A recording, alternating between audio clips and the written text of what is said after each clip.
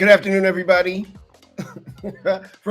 From the third largest city in North America, Chicago, Illinois, it's The Drive with Mario Smith. I'm Mario Smith. Thank you so much for watching today. Really appreciate everybody being here on what would normally be a holiday for me, opening day here in Chicago. The White Sox are about to play the Seattle Mariners in about 10 or 15 minutes, and it is so much involved today. Like I told Hal, I'm shot out of a cannon. Really excited to watch some baseball. I'll have to watch it after, which is fine. I'll keep up with it a little bit on the phone here.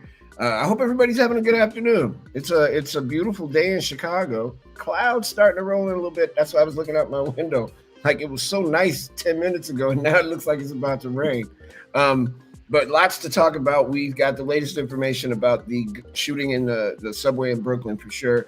Putin has just said something pretty interesting. We'll talk about those things in the headlines. We'll definitely be talking more about the Brooklyn subway shooting and a whole lot more today on The Drive. Joining me from Portland, Oregon, Beaverton to be exact, home of Nike and also home of my pal, Mr. Jay Gliss. Hello, sir. Good afternoon in Portland. How's it going? Hey, baseball opening day. I took my hat off because I was burning up in here because balcony door still doesn't open. So I'm hot, but I feel good. I'm super happy. It's baseball.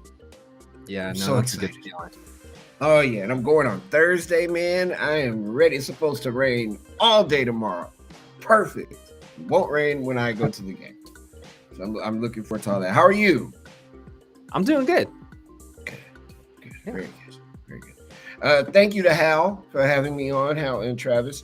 I had to talk about Chicago pizza. I knew it was coming. I just didn't know from which entity in the Backchannel family.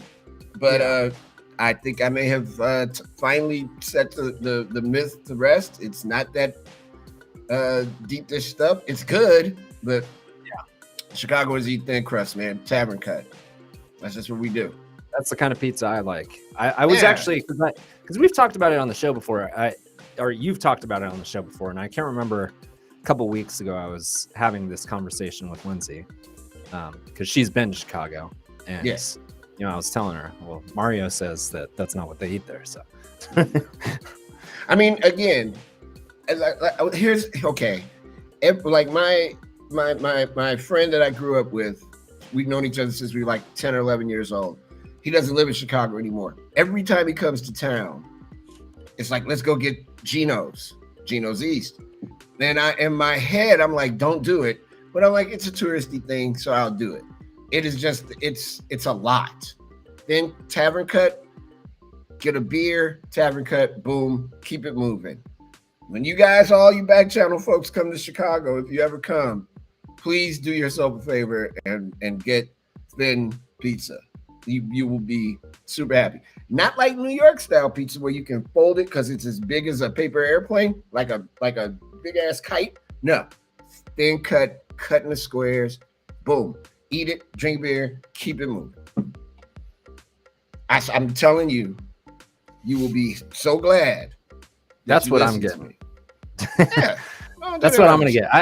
I'm not a huge fan of the like traditional deep dish pizza. It's not that it's not good. It's just delicious. It's just too much. Yeah, it is. It's too much. Yeah, it's too heavy for me. It's not. If I'm given the choice of pizza, I want something more like what you're talking about. Yeah, trust me. You listen to you, man. Got y'all. Whenever anybody from Backchannel comes here, even if we don't see each other, just give me a call. I will steer you in the right direction for food in this town. All right, you'll be fine. But before we go on any further, just to everybody that be living in the New York area that happens to be watching us today, be safe, be careful. I don't know if I'm right, and I hope I'm not right. A couple of days ago, the manhole cover in Times Square mysteriously blew up. And then today, they found some bombs that did not go off in the subway. And this guy apparently had on essentially a hazmat suit or a gas mask or something to that effect. Be careful. Just be mindful. I haven't heard yet if the NBA is going to postpone the start or the actual game tonight in Brooklyn This happened not too far from the subway stop at Barclays. But just again, everybody in New York, everybody, if you're watching, if you're part of the Back Channel family, you work for us and you're living in New York, New Jersey, just be careful, guys. Be careful. Be careful. And like I said, we're going to talk about that in just a moment. First, though, let me remind you that you can catch all of our fabulous programming beginning at 6 a.m. Eastern Time with Haley and Allison's Good Morning live from the UK. And then Live Every Day with Liv Harrison, except for Tuesdays and Thursdays. And then, I'm sorry, 6 a.m. for Haley and Allison, 8 a.m. for Liv. And then at 10 a.m., it's 9 a.m. on Tuesdays and Thursdays. It's Kate and Will. Then on Jam and Renee at 10 every day for Get Up, Get On Up with Jam and Renee. Learn how to read. 12 noon, the Anthony Davis Show. Great program, except for Wednesdays, when it is Word of the Day quiz. And then your pal Hal's at 2, and then we're at 4 o'clock with The Drive. Please feel free to leave a review of this show and all the shows at Backchannel TV, backchannel.tv. Let's see what's happening here. Okay. Tad in California, Massive Wolf in Indiana, Chewy in Puerto Rico, Cozy Orca in Oklahoma, Milo is in Oregon, Blue Hippopotamus, Daniel Jordan in California as well, and Hey London, Yummy Cobra has joined us. Yummy Cobra. This is Massive Wolf's first time. How you doing, Massive Wolf? It's also Jerry's first time. Hello, Jerry. And then Calmwell. I am doing fine, thank you. How are you doing? Wonderful. The folks with no name, you can always put your name back on later. Just ask your mobile device. Ask your Amazon supported device. Just start with say, and they'll put your name in, and it's all good. So hello to everybody. Thank you for being passengers on the drive today. We really appreciate it. Let's get right into our headlines, and it is all about Brooklyn today. This morning, a gunman opened fire on a Brooklyn subway. A gunman in a gas mask and a construction vest set off a smoke canister on a rush hour subway train in Brooklyn and shot at least 10 people. Police were scouring the city for the shooter and a rental truck. A scene of horror unfolded as frightened commuters ran from the train as others limped out of it. At least one collapsed on the platform. Quote, "My subway door opened into calamity. It was smoke and blood and people screaming," close quote. Eyewitness Sam Carcamo told radio station 1010 WINS. Smoke poured out of the train car as the door opened, he added. 5 people were in critical condition but expected to survive. At least 17 in all were injured in some way in the attack that began on a subway train that pulled into a station in the Sunset Park neighborhood, about a 15-minute ride from Manhattan and predominantly home to Latino and Asian communities. Again, if you're in New York, exercise caution by all means. This sounds like not a good time. Not a good time at all. And hopefully we'll be able to have a little bit more updated information as it happens. And also today, and finally, Russian President Vladimir Putin vows to press the invasion until Russia's goals are met. Vladimir Putin vowed today that Russia's bloody offensive in Ukraine will continue until its goals are fulfilled and insisted the campaign was going as planned despite a major withdrawal in the face of stiff Ukrainian opposition and significant losses. Russian troops thwarted in their push toward Ukraine's capital are now focusing on the eastern Donbas region, where Ukraine said Tuesday it was investigating a claim that a poisonous substance had been dropped on its troops. It was not clear what the substance might be, but Western officials warned that any use of chemical weapons by Russia would be a serious escalation of the already devastating war. Russia invaded on February 4th with the goal, according to Western officials, of taking Kyiv, toppling the government, and installing a Moscow-friendly regime. In the 6 weeks since Russia's ground advance stalled, its forces lost potentially thousands of fighters, and the military was accused of killing civilians and other atrocities. And that's the news at the top of the hour. Again, we will have more about Brooklyn subway shooting as we get ready to do our part of telling you what's going on today. Things will be able to talk about as we head into the nighttime hours. Hope you're having a good day wherever you are. Be safe, please be safe. New York City, I love you guys. I'm I'm torn up that this is happening. I hope that everyone there is keeping it as together as you possibly can. This is the drive with Mario Smith. When we come back, we'll have our news around the world, and we look forward to you hanging out with us then. See you in a bit. This is the drive with Mario Smith on Backchannel.tv, YouTube, and on your Amazon supported device. And we'll be right back.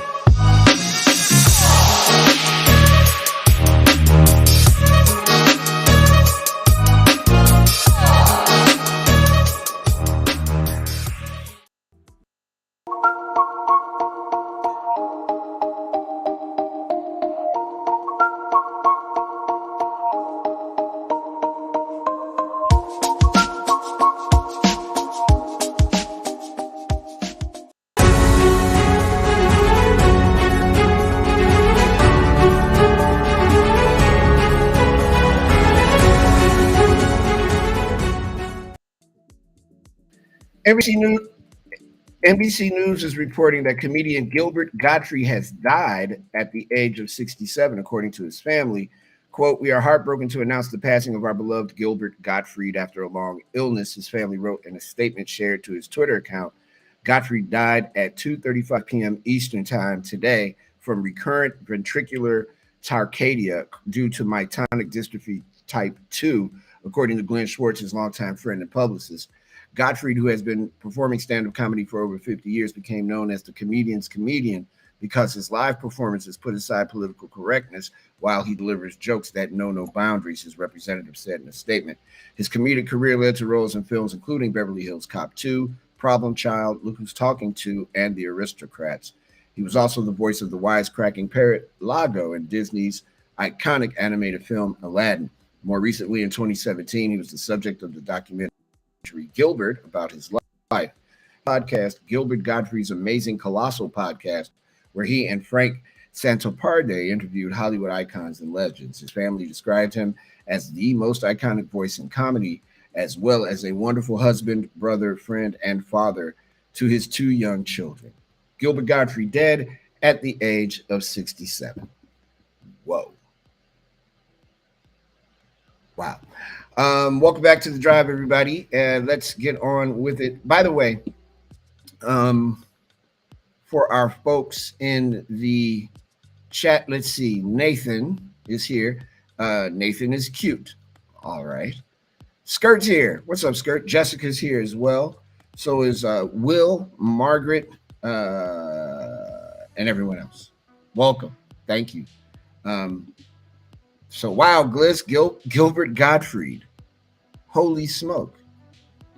Yeah, that's pretty crazy. Wow. I mean, pretty very young. 67 is not old. No, it is not. And I mean, as you kind of read in the statement there, obviously, I think most people think of his voice, just how iconic his actual voice is and how it goes along and fits his comedy so well. But it's definitely a big surprise.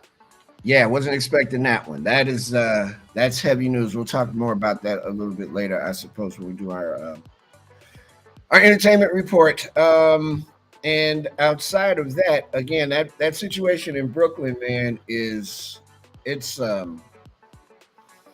mighty scary. That is I remember when 9/11 happened, and my friend tells me that he didn't take his kids to the daycare. I guess it was Building 7 that day. And he went to work. His wife and his kids stayed home. And when he was on the train, and when he got off the train, he couldn't see anything. It was just a cloud of smoke and dust and cinnamon and dirt. And I remember trying to call people that day, and couldn't get through to anybody in New York because the Verizon tower on top of the building had been taken out. Um, I can only imagine today, on a day that you probably wasn't expecting anything. Like I don't think anyone was expecting anything that day either. To get off of a subway train at that stop and see carnage everywhere, that has to have been a pretty heavy situation. So I can't say it enough. I'm thinking about Brooklyn. I'm thinking about New York today. I'm thinking about my friends that live there. I'm glad so far I haven't heard anything bad about any of my people, but that is traumatic. And Gliss, I can't help but wonder if there is a connection between the manhole cover situation a couple of days ago and this that just sound so much alike, because out of nowhere in a place where there's a lot of people, my manhole cover blows up. Those things, Yeah. I know it happens, but that's very rare that something like that happens, like almost never. And then today they found undetonated bombs. This dude just hops off a train, starts shooting people. He may or may not have been a black man. All these, it's so odd and weird. Um, Yeah. he gets away pretty easily. Leads me to believe there was a mask of some sort. I'm just saying. Um, yeah, it's odd. Just very very Yeah. odd. And haven't been in New York a few times, man. It's such a dense city that Yeah. anything like that could happen, and it wouldn't be an unusual thing. Yeah, and like you said, whenever there's a situation where there seems to be kind of a chain of unusual things happening, um, as you know, 9/11 comes to mind, or we Mm-hmm. we were talking about the Boston Marathon bombings a couple weeks Mm-hmm. ago. Another situation where that city, as we discussed, was kind of just crazy for like a whole week because nobody knew what to expect next. So yeah, it's definitely crazy, scary, as you said. Hopefully, everybody stays safe there. Yeah, and I am big on energies being right. So I know what that frenetic thing is, and I know how messed up it is to not know what's going to happen next. So far, there has been no next, and hopefully, whoever this character is, that they catch him. And to answer your question, Margaret, they don't know why it happened, and they don't have a reason for it happening. Not yet, anyway. Brian, what, Will, Important Fleet, thank you all for being here as well. Let's get on with it. Inflation has hit a 40-year high, and it's a lot, 8.5%, due to the war in Ukraine and rent hikes. U.S. inflation data hit a multi-decade high last month amid surging gas prices and skyrocketing rents, climbing to 8.5%. The Bureau of Labor Statistics reported earlier today. A survey by the financial data group FactSet had predicted that the inflation reading for March would come in at about 8.4% year over year, the highest rate since December of 1981, an increase from February's 7.9%. Although gas prices have begun to trend downward recently, the change was not reflected in the inflation reading for March, a month that saw record high prices at the pump. Gas prices jumped 48% year over year, the BLS said, and climbed 18.3% from February. Meanwhile, rental rates have experienced 8 consecutive months of increases and sit above the pre-pandemic trend. Rents climbed 5.1% in March, year over year, compared with 4.2% in February. The average rent for a two-bedroom home in the U.S. is now about $2,000, according to research from Rent.com, up 22% on a year-over-year basis. Other categories that hit at or near record highs in March included groceries, up 10%, yes, I know, year over year, new cars up 6%, and home furnishings up 10.8%. I don't know what it's like where everybody lives, but a two-bedroom is $2,000. Yeah, y'all. I wonder if this is, and again, I don't know, but I wonder if this is a result of compensating for all the great losses that we took during the pandemic, which we're still in, but people don't want to, go where we're not in anymore. Um, and that these renters, the landlords, if you will, are trying to um, recoup certain losses. Um, I'm I, I'm wondering how Are the rents going to retreat?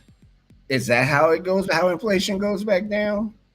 Um, Margaret says she lives in Sarasota, Florida, and a house down the street from her was lowered from $6,000 to $5,043. That's kind of what I'm getting at. Is that how this goes back down? She says it was a 3-bedroom, 2-bathroom. Hey, I need to move to Sarasota. um, the gas prices are starting to go down, as we talked about, because of the Trump deal he signed with OPEC Plus. But we're not going to go back into that again.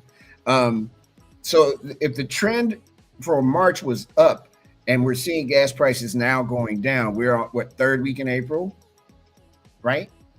That's about right. I wonder if we are on our way to seeing that decrease. That would be interesting. And with that in mind, tell me about it. What it's like in your part of the country. I know here in Chi-Town, I hate that. I don't even call it Chi-Town. Wrestlers call it Chi-Town. I know here in Chicago, yeah, straight up, wrestlers. Every wrestler I've ever liked in my life has always referred to Chicago as Chi-Town. That's yeah, Chi-Town. Chi-Town, yeah, that's there's a similar thing in California. In California, people in the Bay Area hate when you call it Frisco. Oh my God, I can understand it. I would hate to call it Frisco. I've never done it. It's San Francisco. Yeah. Or the Bay. Yeah. Here, I swear, when I hear Windy City, I want to throw up. It makes me, I get viscerally angry with Windy City. And when performers come here, what's up, Chi-Town? I'm like, oh my God. Well, it's kind of funny because this ties back into your pizza thing a little bit, because I feel like if you're, you live somewhere, there's certain things that people will become accustomed to from the outside looking in, right? That aren't necessarily things, right? That if you're a resident of that place might annoy you. There's no way in hell. I promise you, that was a total accident. Me saying Windy City. I said it again. It does something to me, man. Whenever I we'll save that for Wacky DJ Day. Oh yeah, because it's coming. I was thinking about it. Chi-Town in the Windy City, and hey, everybody in the Windy City's rocking and rolling. Chi-Town. Oh man, the Windy City. I mean, look, it's and you know what? Here's the other thing. I shouldn't be giving away all these Chicago secrets. The Windy City is not called the Windy City because of the wind. The Windy City is called the Windy City because of the politicians. We call the wind the hawk in Chicago. So when you start hearing people go, hey, let me tell you something, Windy City, like a wrestler, they just shut them up because they don't know what you're talking about. They don't. When I was little, I used to watch I used to watch an insane amount of wrestling, like really not a hell. It was like the Three Stooges in wrestling. That's all I watched. And every time like the AWA or WWE at time was coming to Chicago. No, they were WWF then. Whenever they were coming to Chicago, they would always have their wrestlers do their segment. And it was always, you know what, Windy City? Let me tell you something, brother. And I'm like, man, the name of the place is not the Windy City of Chicago. Just so you all know. City with big shoulders, Gary T. I get it. I'm glad I don't hear that as much as I do Windy City or Chi-Town. Chi-Town bothers me because rappers that don't live in Chicago do it all the damn time. It's like, what's up, Windy City? Hey, Chi-Town. What's up, Chi-Town? Oh, stop doing that. There's nothing shy about this bad boy. Nothing. Not a damn thing. Chi-Town. Now watch, everybody from Backchannel is going to send me an email that says, what's going on in Chi-Town? How's Chi-Town doing? I asked for it.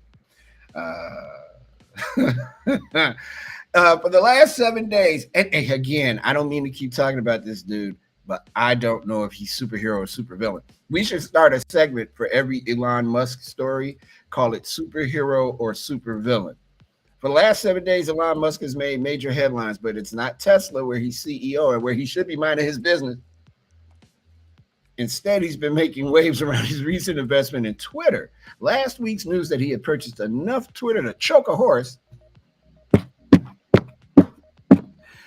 I just love saying to choke a horse because I've always felt that to be the dumbest thing to say. It's right up there with Chi-Town. To become the company's largest single shareholder, left onlookers wondering how Musk, the outspoken tech mogul and self-described free speech absolutist, might try to change the direction of the company, which has identified harassment and misinformation as two of its moderation targets since the COVID-19 pandemic began. True to form for the eccentric and bombastic Musk, the headlines didn't end there. For 7 days, Musk made major news with his statements and actions pertaining to the company and its future. First, Musk seemed to confirm that he would join Twitter's board of directors, but days later, he and Twitter's CEO reversed the decision with cryptic statements and tweets. Here's how the story has unfolded so far. Everybody ready? Here we go. April 4th, Musk reveals that he's bought 9.2% of Twitter. Okay, and then he started asking questions like, do you want an edit button? April 5th, Twitter announces Musk will join its board of directors. And everybody was like, I'm really happy Elon is joining the Twitter board. Jack Dorsey wrote that. He cares deeply about our world and Twitter's role in it. Then Twitter said that they were going to add an edit button, which they still haven't yet, but there's some kind of beta test thing going on. But then on April 9th, Musk asks whether Twitter is dying. And that was the weekend. He could have no, not him. He had to keep on talking. Hope he doesn't buy Backchannel.tv. And then on April 10th, Twitter CEO says Musk won't join the board after all. Superhero or supervillain? I'm just saying. Musk also deleted a tweet that showed a picture of him smoking marijuana on Joe Rogan's podcast that day with the caption, Twitter's next board meeting is going to be lit. Co-opting self-acceptance. April 11th, a new filing says Musk can acquire more Twitter shares. The possibility could create a more hostile relationship between Twitter and Musk, according to some CNBC analysts. Depending on the factors discussed herein, the reporting person may from time to time acquire additional shares of common stock and or retain and or sell all or a portion of the shares of common stock held by the reporting person in the open market or in privately negotiated transactions. And that was how his filing read. I don't know. Supervillain. Skirt says Elon Musk is now a supervillain. He's married to Grimes, and I'm insanely jealous. Help me. Who is Grimes? I'm missing it. I don't know who Grimes is. Anybody? Gliss? Anyone? Sally in Tennessee, Heavy Bobcat, Maria in Georgia. Any of you guys? Who is Grimes? Skirt? Who is Grimes? I've never heard of Grimes. And if it turns out that I know who it is, forgive me. I don't think I do know who Grimes is. But yeah, so dude doesn't know whether he wants to be part of Twitter or not. And it's just very annoying. And I'm telling you, if he pops up one day with a bald head and starts acting like Lex Luthor, it's on and popping. I am pretty sure supervillain is his calling. Let's see, what do we have here? Oh, a tropical storm bumped into the Philippines, leaving at least 25 dead. The storm, the first in the Southeast Asian country this year, caused deadly landslides and floods as it made landfall on the eastern and southern coasts. Philippine authorities said on Monday that at least 25 people had died in landslides and floods caused by Tropical Storm Maggie as it hit the eastern and southern coasts of the Southeast Asian country. The storm made landfall on Sunday with sustained winds of up to 40 miles per hour and gusts of up to 49 miles per hour. Maggie is the first storm this year to hit the archipelago, which sees around 20 such storms annually. In the eastern province of Leyte, the bodies of 22 people were recovered after being buried under a landslide.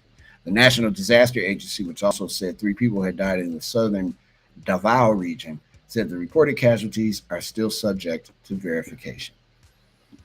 I hate the term thoughts and prayers too, but praying for everybody in the Philippines. Goodness gracious, the world is. There's a song by the Police, Gliss. It's called. There's two of them actually. They're two separate songs, but they both fit. Uh, Driven to tears, and when the world is running down, we make the best of what's still around. That's not part of the name of the song, but yeah, it's bad. It's terrible. We were talking about gas a little while ago. The price is going down. The Biden administration said this morning it plans to help boost the production and sale of ethanol blended gasoline paying at the pump as inflation skyrockets. President Joe Biden announced that the Environmental Protection Agency will issue an emergency waiver that would suspend a summer ban on the use of a specific blended fuel, senior administration officials said today. Biden will make the announcement during a visit to a bioprocessing plant in Menlo, Iowa, a state that produces a significant part of the country's ethanol.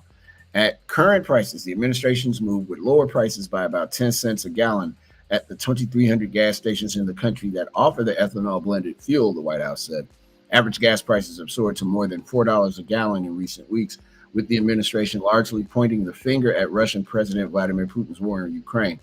Biden announced plans late last month to release about 1 million barrels of oil a day from the Strategic Petroleum Reserve for 6 months to curb price hikes in what he called a wartime bridge. Man, this is a good time to not have a car. I got a bike.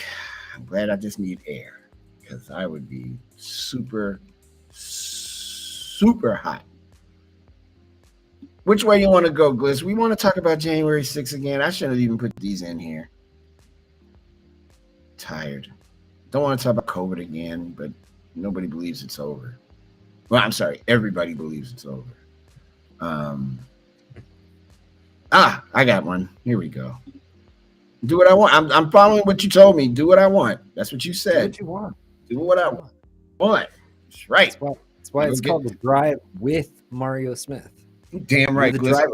I'm the driver. I'm about to drive my butt over to this refrigerator and grab a whole 6-pack and just right here.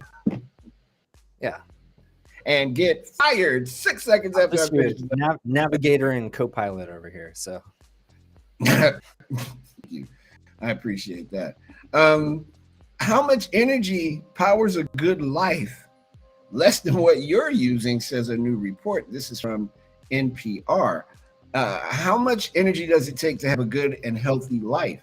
A new Stanford University study has found that the answer is far less than the average American is using. Comparing energy use and quality of life across 140 countries, researchers found that the magic number is 75 gigajoules a year or less. For context, 1 gigajoule of energy is equal to about 8 gallons of gas.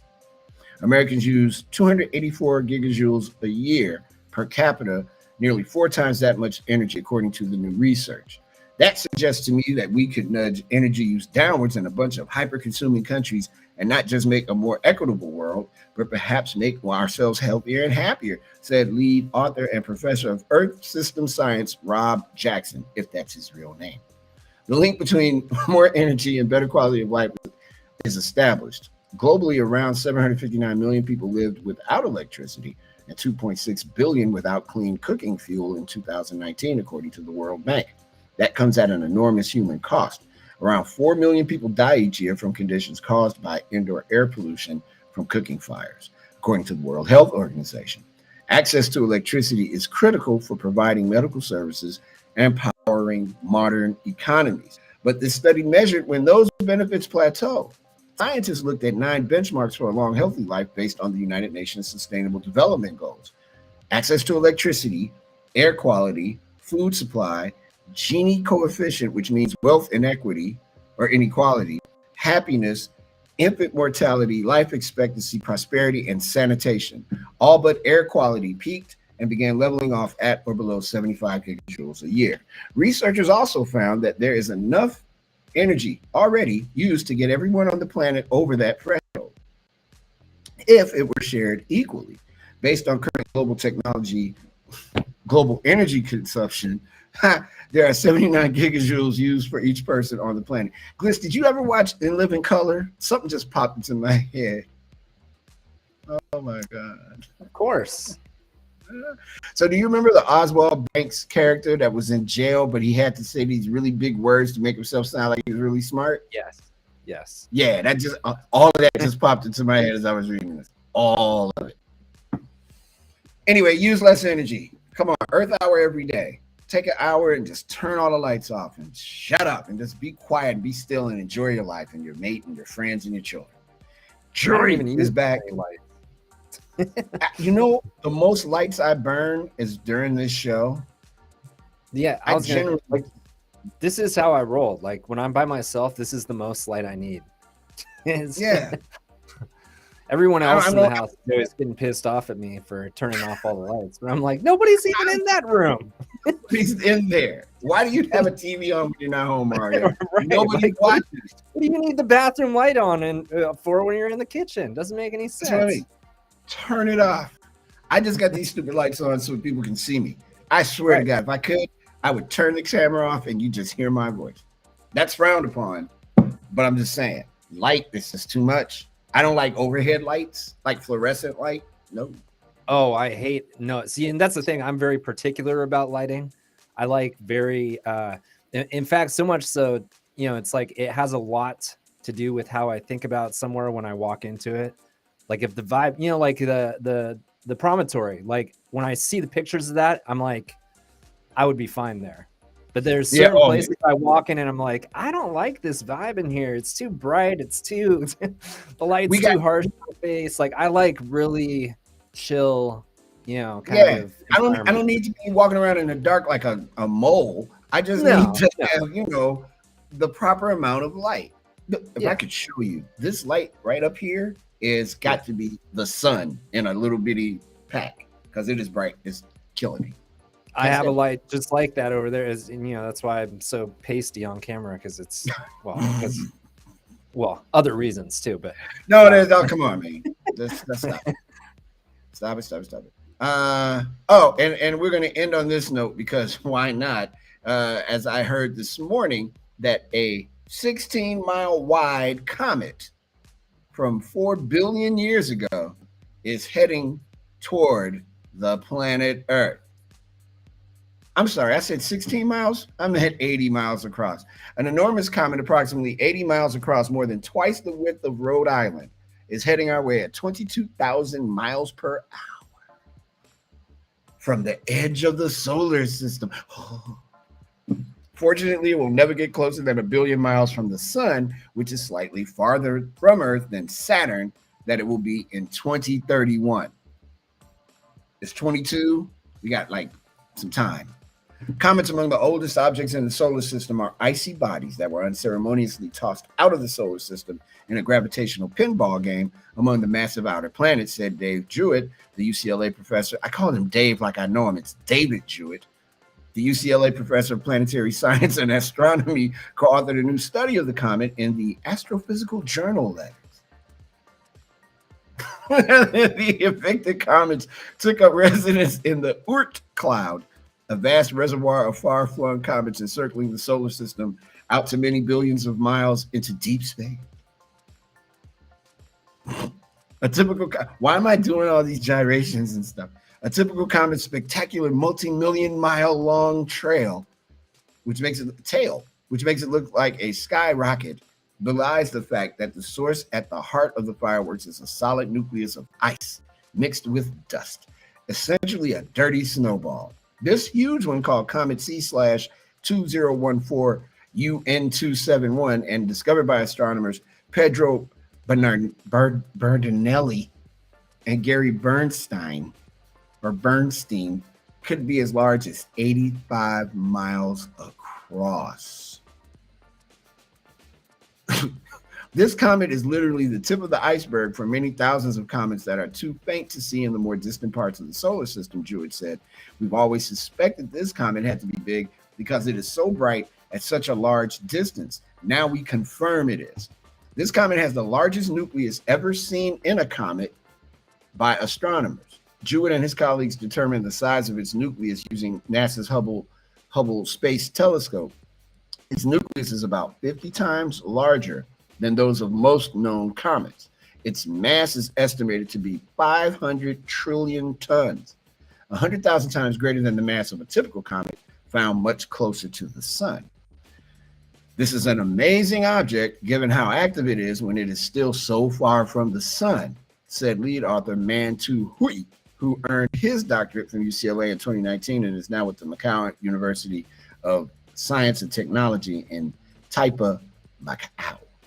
We guessed the comet might be pretty big, but we needed the best data to confirm this. So the researchers used Hubble to take 5 photos of the comet on January 8th, 2022, and incorporated radio observations of the comet into their analysis. The comet is now less than 2 billion miles from the sun, and in a few million years will loop back to its nesting ground in the Oort cloud. They say this comet is so big, Gliss, that you can see it, or you'll be able to see it. It'll be bright enough, rather, to see it with binoculars. Binoculars. Not a telescope. Binoculars. So It's a little 20, it's that's a little bit, but it's not tomorrow. It's 2031. Let's think average 2031. I'll still be alive, I hope. I'm good on seeing it. I hope I'm not living here. I hope I'm living somewhere nice. 2031. Let's do some math. What is 2031? Man, that's a long time. Or it sounds like a long time. It ain't that long. A couple of moves here. Do this, move that. Let's take this, carry it, and add that. Wow. Yeah. So let's see here. Yeah, 20 minus. Yeah. So okay, a lot of years, and you know we'll be fine. We'll be fine.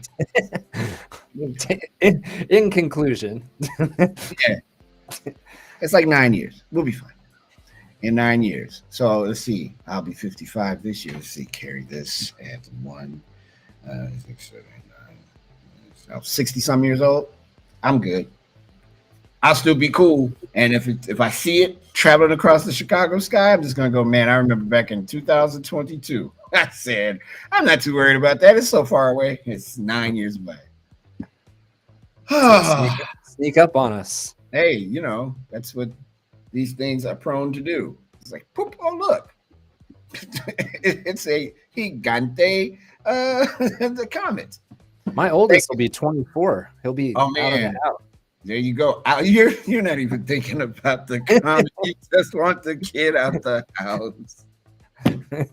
Actually, 2 of them will be out of the house. Oh, you just got even happier. Come on, Comet. Oh, that's good. Thank you, Skirt, for the math. 9 years. I'll be 64. Yeah. Eventually, you know, math has never been my strong suit, but I figured it out. Asteroid Watch. Indeed. We are on it again. Davey in Texas, Patrick in California.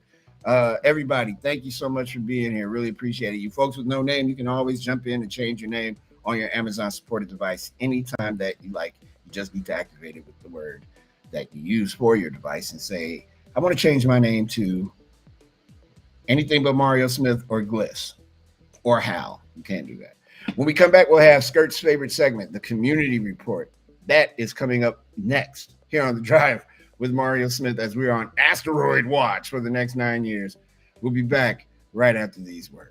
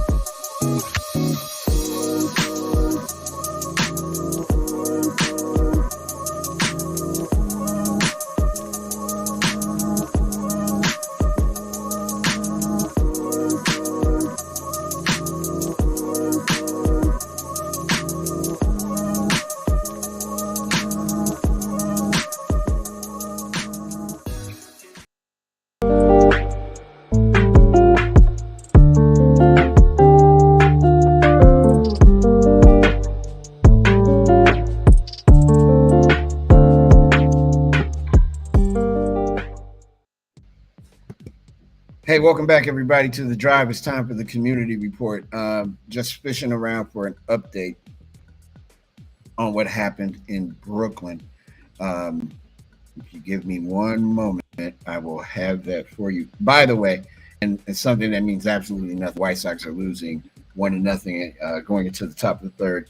Eugenio Suarez hit a solo home run off of somebody named Velasquez, who's pitching for the White Sox. Whoever that guy is. More later in the sports report. A gunman in a gas mask and a construction vest set off a smoke canister on a rush hour subway train in Brooklyn and shot at least 10 people today. Police were scouring the city for the shooter and a rental truck. 5 people were in critical condition but expected to survive. At least 17 in all were injured in some way in the attack that began on a train that pulled into a station in the Sunset Park neighborhood, about a 15-minute train ride from Manhattan and predominantly home to Latino and Asian communities. Police Commissioner Keechant Sewell said that the attack was not being investigated as terrorism, but that she was, quote, not ruling out any, quote, the shooter's motive was unknown. Authorities were giving officers a photo they believed to depict the gunman and the Arizona license plate number of a U-Haul truck to look out for. 2 law enforcement officials made those 2 claims. Officers were told that if they spotted the truck, they should stop it and detain all occupants immediately. Investigators recovered a handgun at the scene along with multiple smoke devices and other items they are analyzing, said the officials, who were not authorized to discuss the investigation and spoke on the condition of anonymity. They said the suspect is believed to have had at least 2 extended magazines. Investigators believe the weapon jammed, preventing the suspect from continuing to fire, the official said. The Federal Bureau of Alcohol, Tobacco, and Firearms and Explosives has completed an urgent trace to identify the gun's manufacturer, seller, and initial owner. The attack unnerved the city on guard about a rise in gun violence and the ever-present threat of terrorism. It left some New Yorkers jittery about riding the nation's busiest subway system and prompted officials to increase policing at transportation hubs from Philadelphia to Connecticut. The Metropolitan Transportation Authority announced last fall that it had put security cameras in all 472 subway stations citywide, saying they would put criminals on an express track to justice. But the cameras apparently malfunctioned in the station where the train arrived, Mayor Eric Adams told WCBS AM. One rider's video shot through a closed door between subway cars shows a person in a hooded sweatshirt raising an arm and pointing at something, possibly the door to a conductor's booth, as 5 bangs sound. In another video, smoke and people pour out of a subway car, some limping. Someone called 911 was also heard. Other video and photos from the scene show people tending to bloodied passengers lying on the platform, some amid what appeared to be small puddles of blood, and another person on the floor of a subway car. Writer Juliana Fonda, a broadcast engineer at WNYC-FM, told its news site Gothamist that passengers from the car behind hers started banging on the connecting door. Quote, "There was a lot of loud pops and there was smoke in the other car," she said, and people were trying to get in and they couldn't. They were pounding on the door to get into our car. As police searched for the shooter, Governor Kathy Hochul warned New Yorkers to be vigilant. Quote, "This individual is still on the loose. This person is dangerous. This is an active shooter situation right now in the city of New York," close quote. Fire and police officials have responded to reports of an explosion, but Sewell said at the press conference that there were no known explosive devices. Multiple smoke devices were found on the scene, mayoral spokesman Fabian Levy said. After people streamed out of the train, quick-thinking transit workers ushered passengers to another train across the platform for safety, MTA System Chief Jano Lieber noted.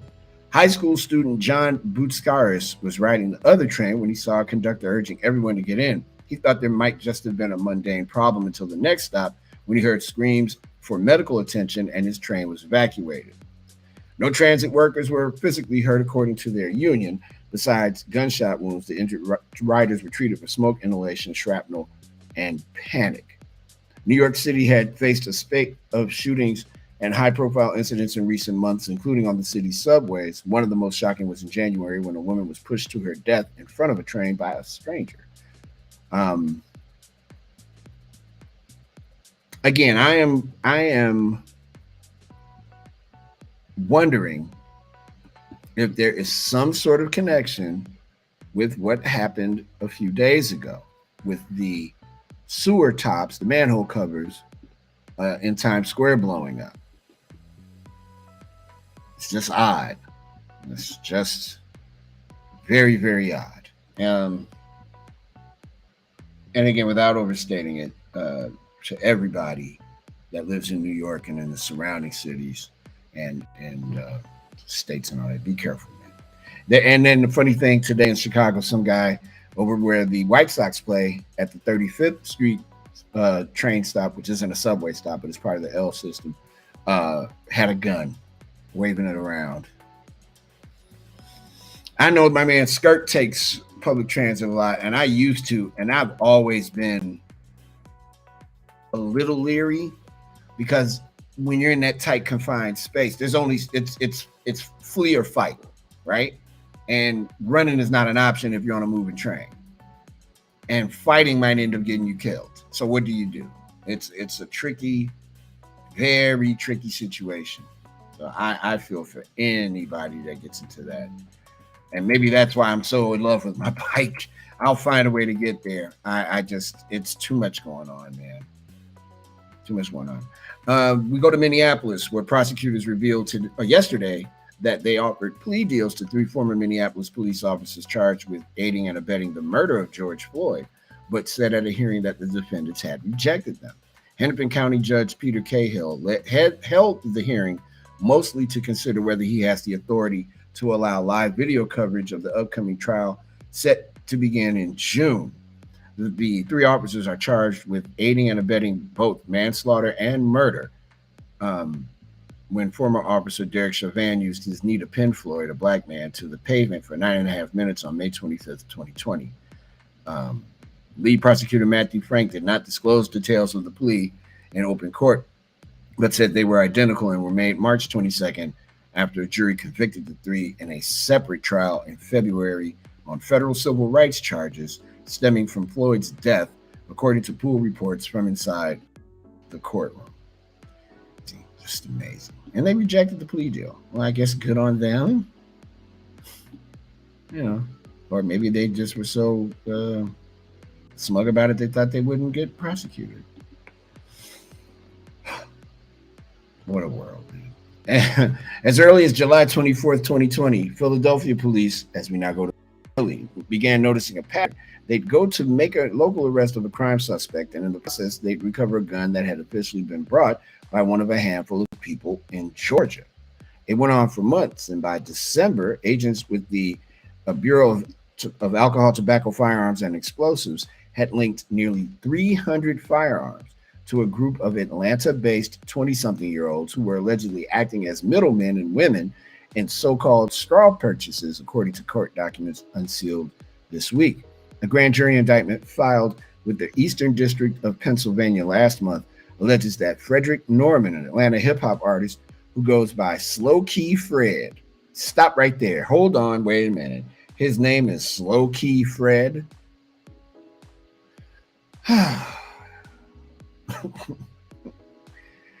Recruited 4 other people to help him purchase firearms from federally licensed firearm dealers in Georgia.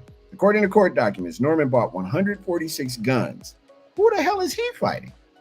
Between May and November of that year, Breonna Walker purchased at least 40 firearms from June through November. Stephen Norman purchased at least 13 firearms from September to October, and Charles O'Bannon bought at least 61 firearms in the months between August and November. The U.S. District Attorney's Office in Philadelphia said those weapons were all sold for about $116,000 to half a dozen buyers who transported the guns to the city, then resold them on the black market. The indictment identifies cousins Edwin Burgos and Kenneth Burgos as the alleged brokers behind those sales, often 2 convicted felons. According to the charges, ATF officials said the guns started showing up at crime scenes around the city within days or weeks of their official purchase, hundreds of miles away. And then I got one for you. 2 of them actually. I gotta do this one because this woman is nuttier than a 10-pound fruitcake. Do you remember? And she pled guilty. Good on her. The California woman dubbed Soho Karen after she wrongly accused a black teenager of stealing her cell phone in New York City has pleaded guilty to a hate crime, officials said on Monday. Maya Ponsetto, 23, has admitted to unlawful imprisonment as a hate crime, but can plead again and have the charge reduced to misdemeanor aggravated harassment if she steers clear of any trouble for 2 years, Manhattan prosecutors said.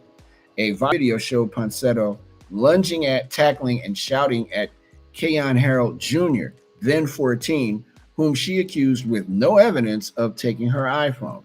The incident took place the day after Christmas in 2020 in the lobby of Arlo Soho, an upscale boutique hotel where the teenager and his father, jazz great Keon Harold, were guests. It was later discovered that Ponsetto, who is white, left her phone in an Uber vehicle and the device was returned to her. The incident has been held up as a symbol of racial profiling. I believe she is one of the first Karens. Karens. This is just crazy. Gliss, hop on with me, man. We don't have to show this dude's picture, but I need my favorite psychiatrist in Portland to talk me through this. And just brace yourself, because if this isn't what are we doing, I don't know what it is. A man has been sentenced to 375 years in jail in the 2016 slayings of 3 people, including 2 in New Jersey's largest city, that authorities said apparently stemmed from his anger over a Facebook post. Jurors in Essex County deliberated for less than 2 hours last month before convicting 31-year-old Jeremy Arrington of 3 counts of murder and attempted murder, as well as burglary, criminal restraint, and weapons charges. Judge Ronald Wigler on Friday imposed 3 consecutive life terms in the slayings, as well as consecutive sentences on other counts, telling the defendant that he had committed perhaps the most horrific, heinous, cruel, and depraved murders this county has ever seen. I want to read to you how he shot 2 little kids. A kid with autism also got hit, and it's messed up. So, and he was mad because of a Facebook post that one of the people he killed, it was a Facebook alert from police naming him as a suspect in an earlier shooting and sexual assault. In addition to the 3 life sentences, the judge imposed consecutive 50-year sentences for each of the 3 attempted murder convictions. A life term in the New Jersey law is 75 years, and the defendant must serve 63 years and 9 months before being eligible for parole. Under the law, prosecutors said Arrington would not be eligible for parole before serving 281 years of his 375-year sentence. Arrington issued an apology as well, saying he described his actions as craziness and uncalled for, and said he would switch places with the victims if he could. The defense tried to use an insanity defense at the trial, but that was rejected by the judge because the defense lawyer was unable to find an expert witness to testify that Arrington couldn't be held criminally liable for his actions due to his mental state. Bliss, what's going on? What in the world? First of all, you're mad about a Facebook post because the cops are looking for you, and you go to the house to kill the people who posted the Facebook post. But how about the sentencing in New Jersey? He has to be in jail for 281 years. So this is what I've often wondered, and I've never asked my friends who would know. So I'm asking you, because I'm assuming you're smarter than me. Is there a cemetery in jail? What do they keep him? Do you prop him up somewhere for 281 years? No one in the jail currently is going to be alive. Shackle him like Pirates of the Caribbean. Yeah. Yeah. You seal him in a tomb and tell people, please don't open this because he'll come back to life. 280. Don't let him out. He's not done yet. Right. He's not finished. What are you doing? Don't let him out. That's a good question. I always wonder about that too. I mean, obviously, I guess it's necessary. Like a lot of states have these laws where it's like they're following a certain, they're following the guidelines of whatever the crime is. But it is, I don't know. I don't want to say, because obviously this is a horribly tragic situation where at least I guess he's showing some remorse. But like you just pointed out, like you're mad about a Facebook post that the police are looking for you. So in because response you did to something that, stupid. yeah. So in response, you go and do the worst thing that you could possibly do to ensure that you actually do end up in prison. It doesn't make any sense. It makes zero sense. That dude kept saying it when I read the story this morning twice, and I just kept going, you got to be the dumbest human being on earth. How dumb can you be? It would have been easier for you to go to the cops and say, I didn't do what I'm being accused of, than doing that. 281 years you got to serve. That's not even imaginable. We wait 9 years for a comment. 281 years. Get out of here. Just to get to your parole. So yeah, that guy's never going anywhere. Just to get to your parole that they're not going to give you. So it's going to be like what in the future? They're going to be up in the sky. Jeremy Arrington, sir, he's been dead for 280 years. So what? He's not eligible for parole. He's got to serve the rest of this 375-year sentence. Fair. It's like that line in Major League. This guy here is dead. This guy well, here cross him off then. Exactly. Well, then cross him off. Oh boy. All right. When we come back, we will act like we didn't do any of this, and we'll restart the show for the second half of the program. Hour number 2 is coming up next. We'll say hi to all our passengers, and we'll also give you the latest headlines, courtesy of the Associated Press. It's The Drive with Mario Smith here, live from Chicago, Illinois, on Backchannel.tv, YouTube, and on your Amazon-supported device. And thank you for watching the first hour of the show. Stick around. We'll be right back.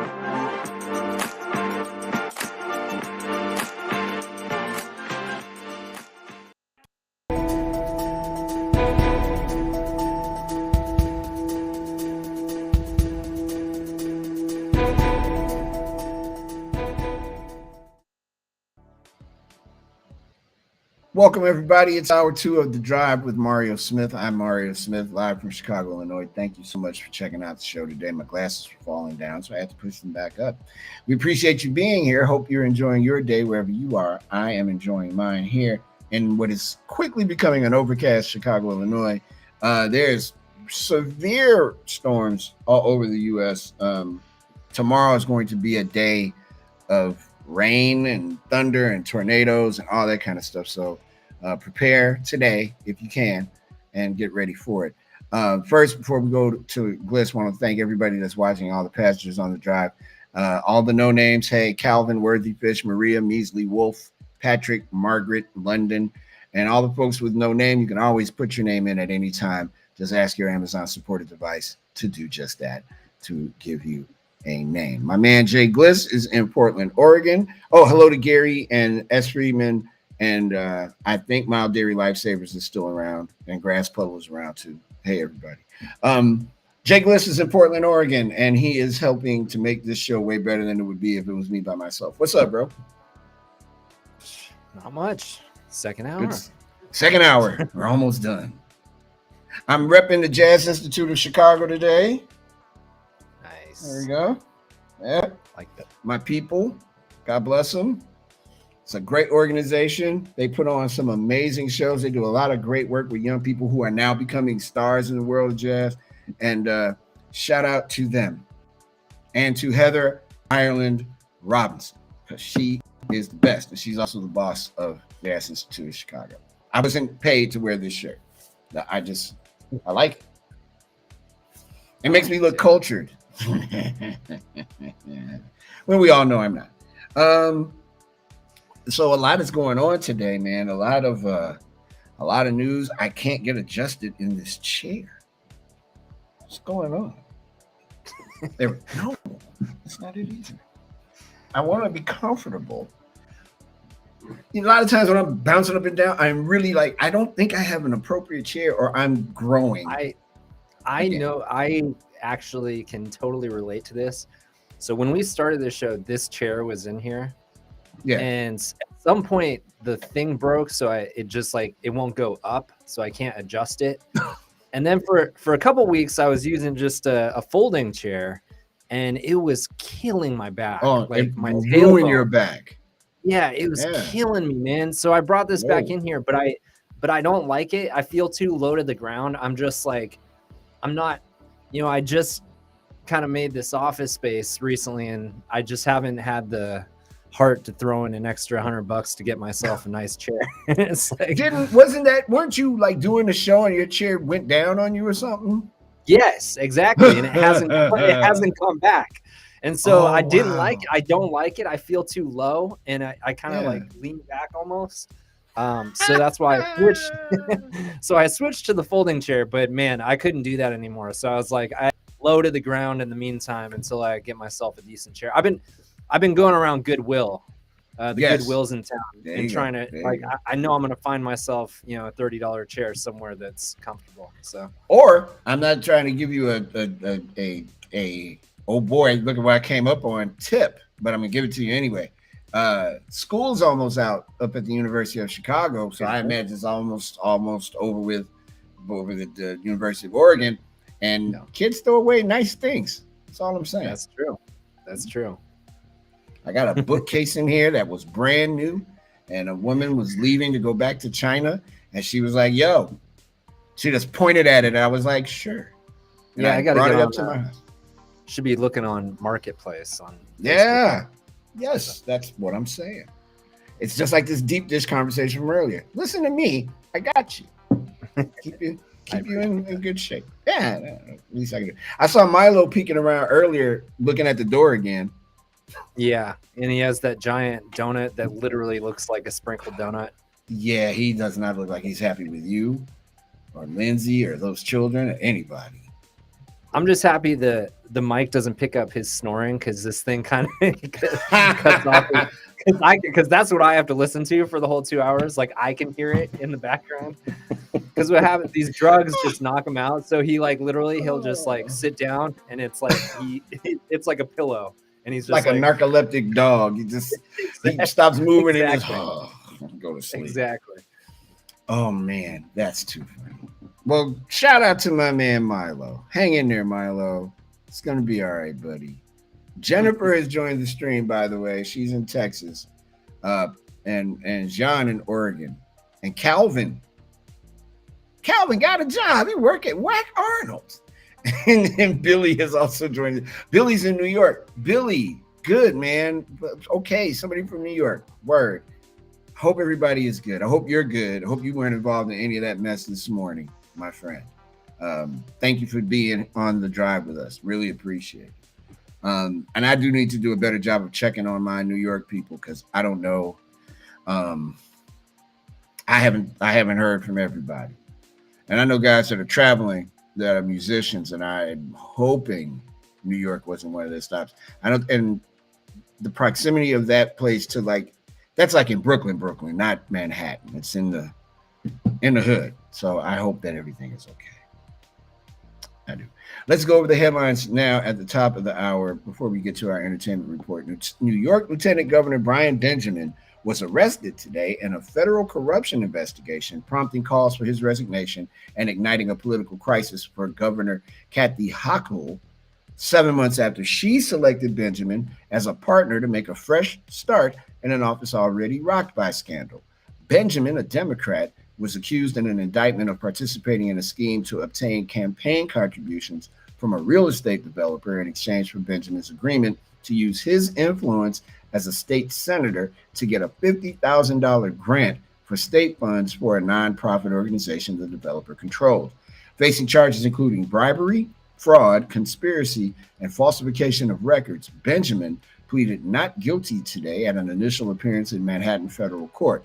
He was released and bail was set at $250,000. The terms of his release call for his travel to be restricted and bar him from returning to the state capital in Albany.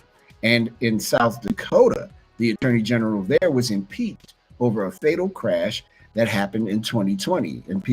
The South Dakota House today impeached State Attorney General Jason Ravensborg over a 2020 car crash in which he killed a pedestrian, but initially said he might have struck a deer or another large animal. Ravensborg, a Republican, is the first official to be impeached in South Dakota history.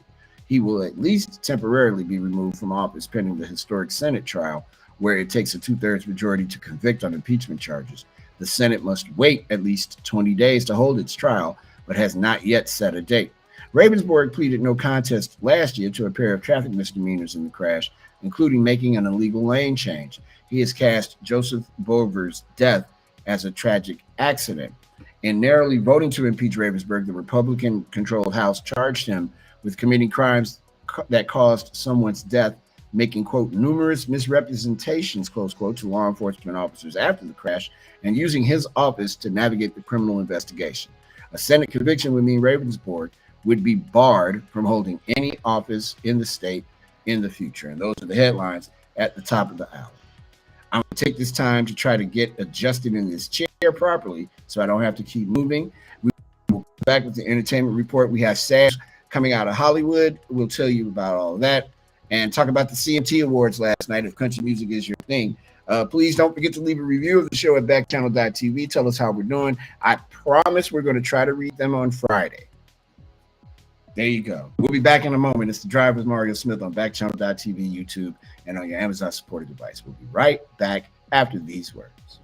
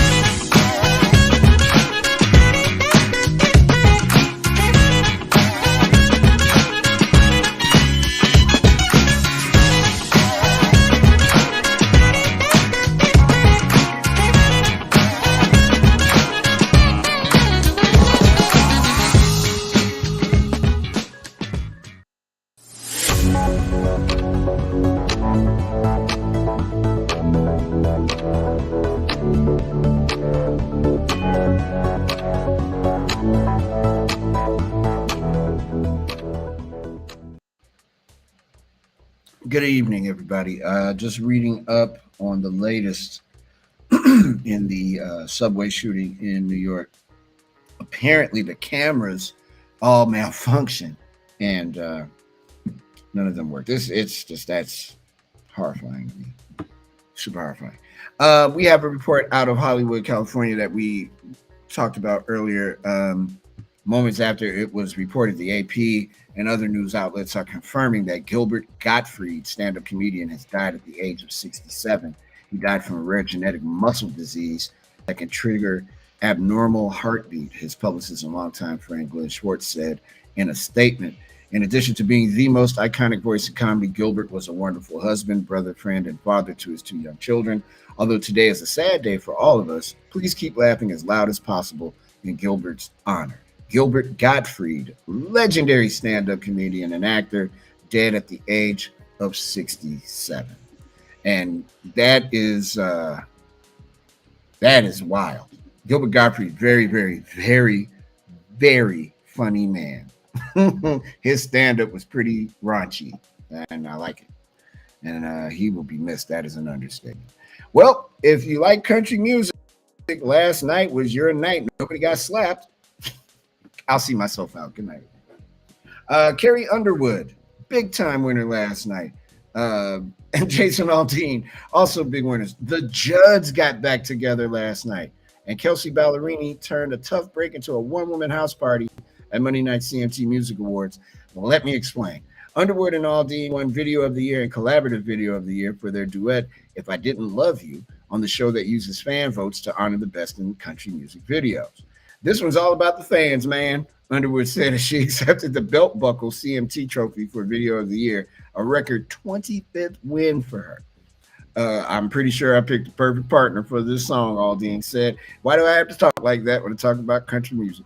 The Judds made their first major awards show performance in over 2 decades, with the 76-year-old Naomi and her 57-year-old daughter, Winona, singing their signature 1990 classic, Love Can Build a Bridge. They were joined by a gospel choir in the performance that was pre-recorded outside the Country Music Hall of Fame. The show for the Municipal Auditorium in Nashville made the best of the last-minute absence of co-host Kelsey Ballerini, who tested positive for COVID-19 a few days earlier. Her co-host, Avengers actor Anthony Mackie, took the stage alone at the start of the live CBS telecast and introduced a backup KB, Kane Brown, to help with hosting duties. Brown was also the night's most nominated artist, but came up empty.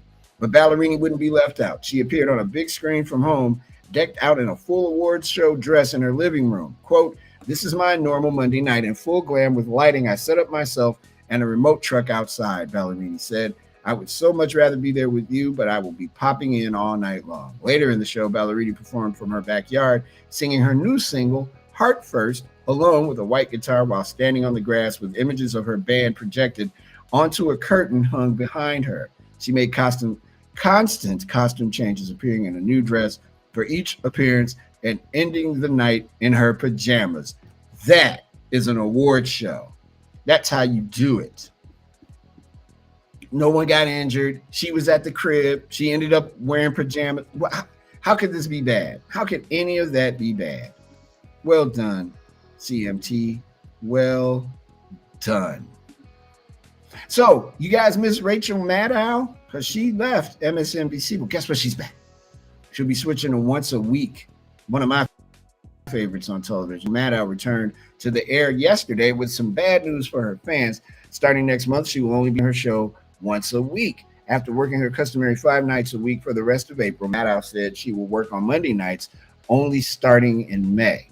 Monday nights only starting in May. The network said it will rotate guest hosts the other 4 weeknights on a show called MSNBC Prime. For big news events, for things like the lead up to the election, I will, of course, be here more than that, but that is the general plan, Maddow said on our show Monday. The cable news network's most popular personality had been on hiatus for the past 2 months, working on a new podcast and a movie adaptation of her book, Bagman. She said the weekly schedule will give her more time to work on some of this other stuff I've got cooking for MSNBC and NBC. She reaped praise on Ali Velshi, who had filled in frequently for her while she was away, calling him a prince among men. You know who I like, Bliss, and she's starting to remind me of, and I hope she doesn't turn to this person because I think he's amazing. I think she's amazing too. I think about Keith Olbermann a lot when I think about her, and yeah, I think Keith Olbermann is the man. He can't sit still in one place to save his life. I know. He's been on every network. Has he been on Fox too? I mean, he's been on everything, I hope she just he kind of came up with Dan Patrick on ESPN made him famous, but he's a great journalist. I mean, he knows what he's doing. Yeah, and I hate that happened. That he kept leaving and coming back and leaving. But good for her. I am my BFF Chuck D from the group Public Enemy turned me on to her years ago. I say sort of because he don't want to talk to me no more. I don't know what I did. It's not like that. But he was like, "Yo, I'm about to host this show with this wonderful lady named Rachel Maddow. Have you ever heard of her? I'm like, no. And I was like, yo, she's really good. And they had really great chemistry together. And I mean, you see what she's doing now. She's one of the best, absolutely one of the best. During all that Trump stuff, she was holding it down on MSNBC. I was gonna say I just like the depth of her. When she does a story, she doesn't just read the news. She really, dives into it and breaks it down about as far as you can break down a story. So I've always respected that about her. Yeah, she's very good. She's I get it the once a week, but I mean, I do this 4 days a week, and I can only imagine. I guess she's doing bigger things. I did listen. I did listen to that podcast, Bagman, which is very good, and it's really? I think a story that a lot of people don't know about. So that'll be interesting. It's kind of cool to hear that that's going to get made into a movie. So that should be good. I'm looking forward to that. Johnny Depp, one of my favorites, is involved in a mess with his ex-wife Amber Heard, and it's likely this libel allegation trial is going to probably turn into a 6-week mudslinging soap opera that I love because I get to talk about something for 6 weeks. Heard's lawyers warned a Virginia jury on Tuesday. You're going to see who the real Johnny Depp is behind the fame, behind the pirate costumes. Heard lawyer J. Benjamin Rottenborn. Man, listen to me. If my last name was Rottenborn and you're a lawyer and I'm a lawyer, I'm going to be saying all the crazy. Everything coming out of my mouth is going to sound ridiculous. I've got nothing to lose. My name is J. Benjamin Rottenborn. That sounds like a Harry Potter character. That doesn't sound like a lawyer. Does it sound like a lawyer? No. I'm J. Benjamin Rottenborn. Whew. Harry Potter is no wizard. This is stupid. Because Johnny Depp brought this case, all of this is going to come out. J. Benjamin, I did not pay attention to that when I first read this. His name is J. Benjamin Rottenborn. How the hell did it? Whoa. That is your last name is like what you do or what you are, I think, if I'm not mistaken. He's a Rottenborn? He was born rotten? His people are evil? Depp sued Heard for libel in Fairfax County Circuit Court after she wrote an op-ed piece in the Washington Post in 2018, referring to herself as a public figure representing domestic abuse. Depp says the article indirectly defames him by referring to abuse allegations Heard made back in 2016. Depp denies abusing her. In Tuesday's opening statements, Rottenborn said the evidence will show that Depp physically and sexually assaulted Heard on multiple occasions. But he told jurors that they don't need to make themselves referees of the couple's turbulent marriage if they focus on the basics of libel law. He argued that Heard was exercising her First Amendment rights as an advocate when she wrote the article, which focused largely on the broad topic of domestic violence. Oh, well. I hope Johnny Depp figures it out, man. No point in getting sued. You know what I mean? Yeah, it's wow.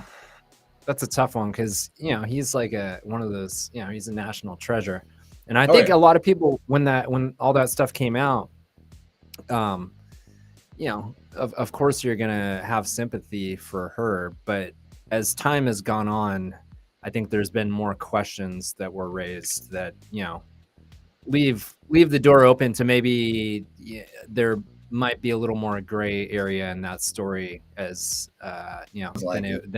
than originally had come out. So be interesting to see, I guess.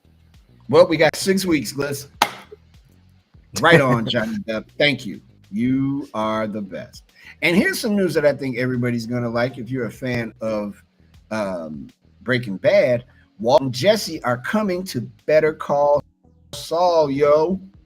My Twitter account confirmed over the weekend that Bryan Cranston and Aaron Paul will reprise their Breaking Bad roles as Walter White and Jesse Pinkman on the upcoming season of Better Call Saul, will spinoff of that series. They're coming back, hashtag Better Call Saul, the tweet read, along with a photo of the two in character. Peter Gould, co-creator of the series, confirmed the news at Paley Fest on Saturday. Paley Fest LA, that is, Variety reported. I don't want to spoil things for the audience, but I will say the first question we had when we started the show was, "Are we going to see Walt and Jesse on the show?" He said, "Instead of evading, I'll just say, yeah." Better Call Saul stars Bob Odenkirk, Chicago baby, and Saul Goodman, the ethically compromised who represented Walter White's shadowy opinion on Breaking Bad. Other characters from which ended his run in 2013 have appeared on Better Call Saul, but will mark the first much anticipated appearance by the original show's two leads. Better Call Saul starts its sixth and final season on April 18th on AMC, and Britney Spears is pregnant. And that's the entertainment report. And the only reason why I'm going and Britney Spears is pregnant because Rihanna's also pregnant. And the Rihanna story about her being pregnant is far more captivating. Good luck, Britney. She also, Britney Spears did say that part of the conservatorship was that she had to take birth control so she couldn't have babies. Although she has two children who are grown, I believe, or teenage at the least, by Kevin, what was his name?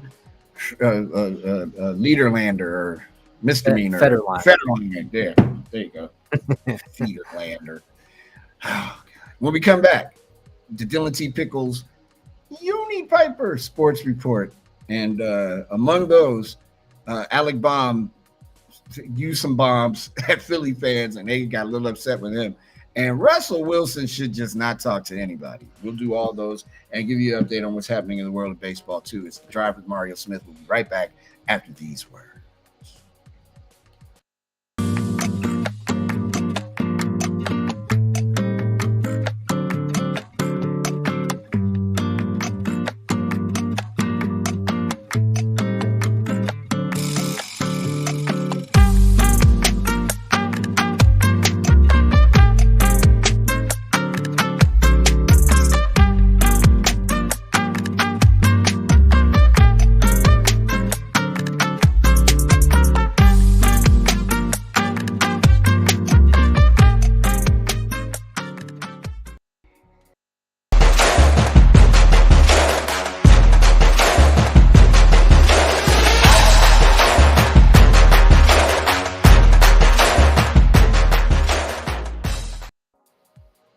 You know, seeing Soldier Field reminds me the draft is coming up very soon. The NFL draft. Very curious about who the Bears don't have any first round picks till the year that comet comes flying by.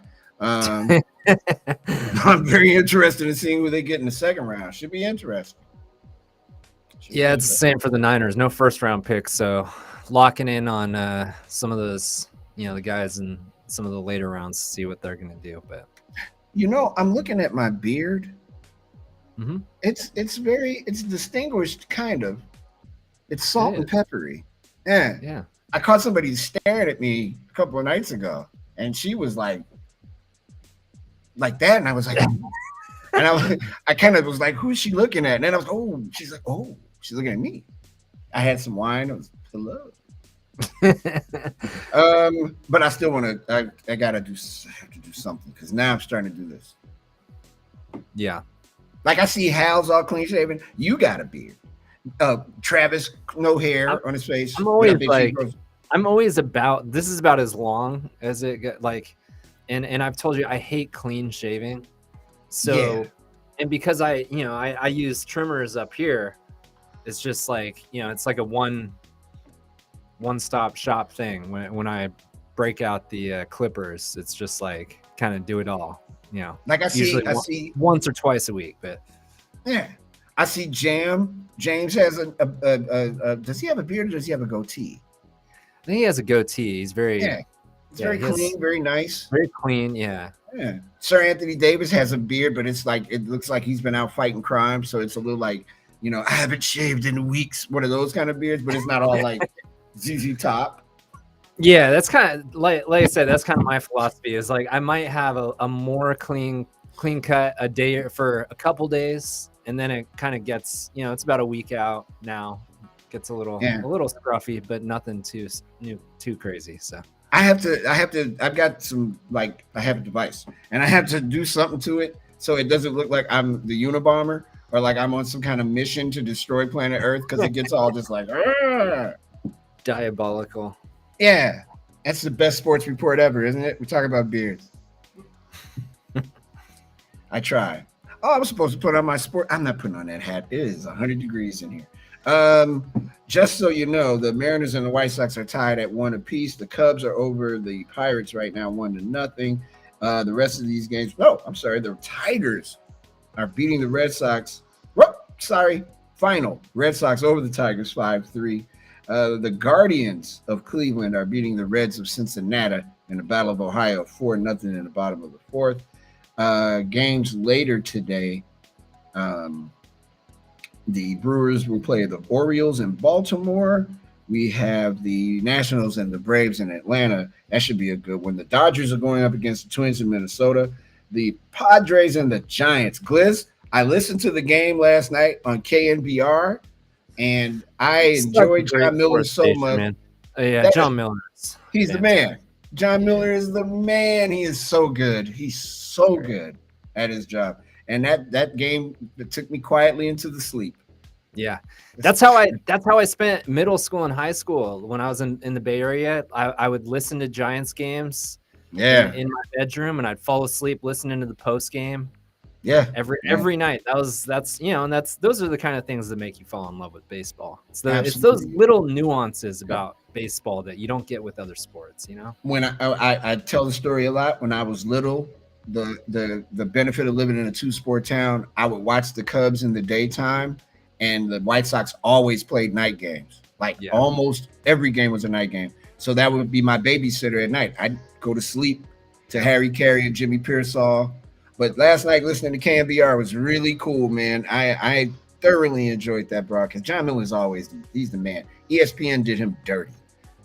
Yeah, man. I mean, he's one of those guys for sure. Like in terms of baseball, and it's funny because in the Bay Area, we have Kruk and Kipe who were both players in the '80s, and they're like superheroes, and they're like characters, and people love them. They work on the TV side usually, but John Miller is one of those voices still out there that's like a Harry Carey or a Vince Scully. He has that vast amount of experience and knowledge to pull from, and he just puts everything so eloquently. And you love listening to him because of the picture he paints of that game. And last night, man, it was a good game. I was like, "Ooh, boy, I don't know if the Giants are going to get him. They'll be able to come back." And then my man Belt, who rode in on a boat, I saw that. I told you, I was confused last Friday. I was like, I don't know what the hell is going on. And then it didn't occur to me later, because there was a story last year that when they were in the run with the Dodgers, that he had basically called himself the captain, or anointed himself. C on his jersey. Yeah. Right. Yeah. He taped it on, and it became kind of like a joking thing. So it didn't occur to me until over the weekend. And I was like, oh, now I get it. I'm a little slow here, but now I get the reference. I got it. He had on his Tidy Bowman hat. It was really cool. That was really, really cool. And Vince Scully's getting a Lifetime Achievement Award, by the way. Congratulations to the best that's ever done it. Vince Scully. Absolutely. Two Dodgers that I can get behind, Jackie Robinson and Vince Scully. And that's probably it for you. That's when you jump the ship. The Athletics take on the Tampa Bay Rays tonight. The Mets go to the Phillies.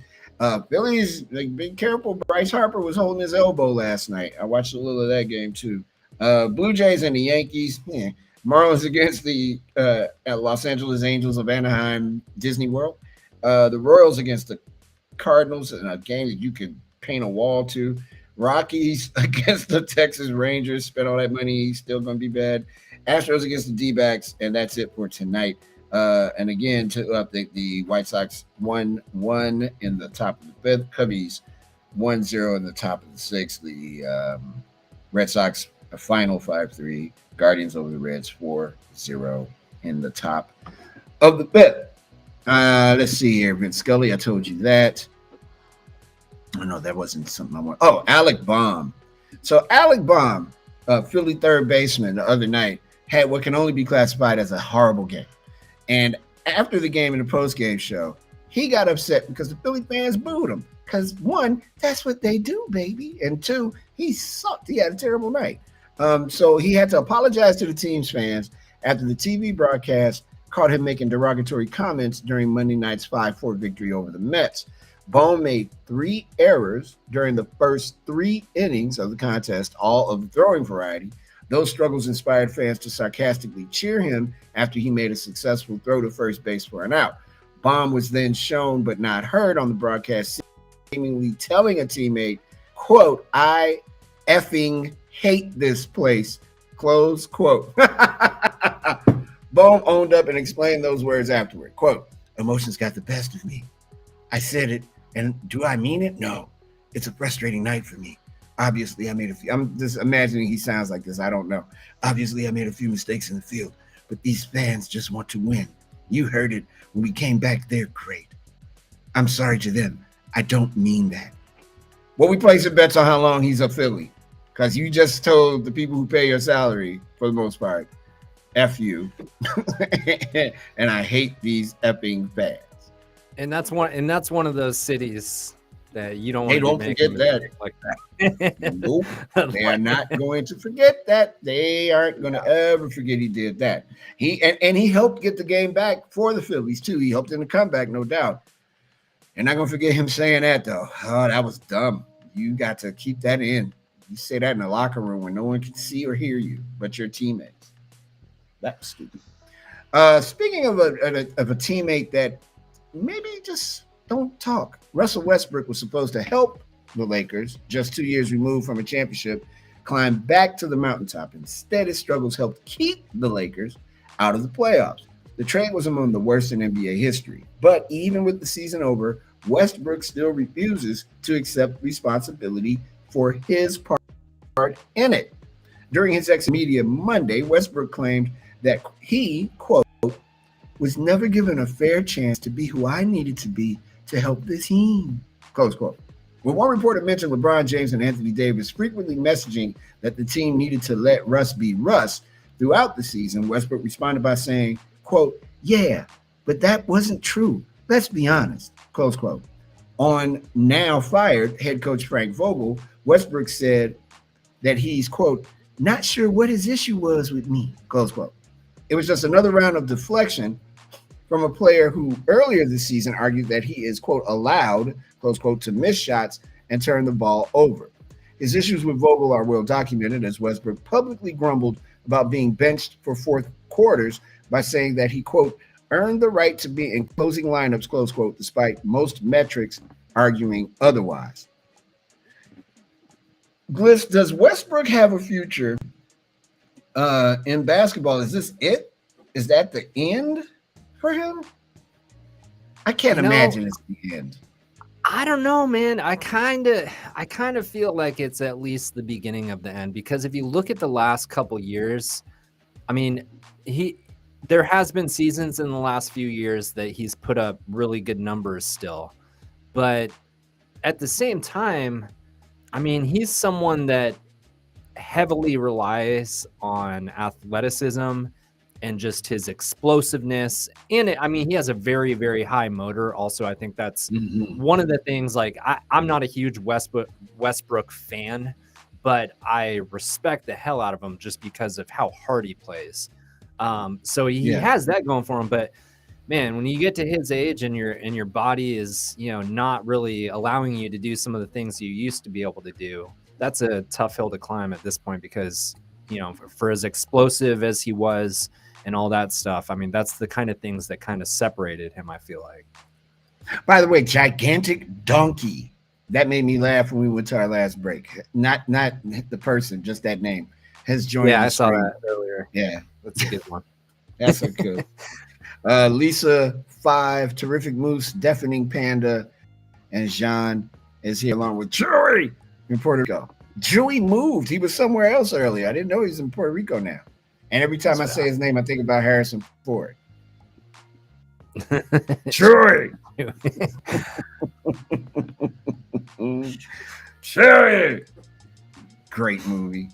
Harrison Ford. Hey, the WNBA draft was last night, and Sky didn't have a pick, the champion Sky. But a good-looking group of people there last night. Those suits, though, you Can you show that picture by any chance? Am I too late to do that? It's the first picture Yeah, in no, the story. yeah, that's fine. Just give me a sec. Yeah.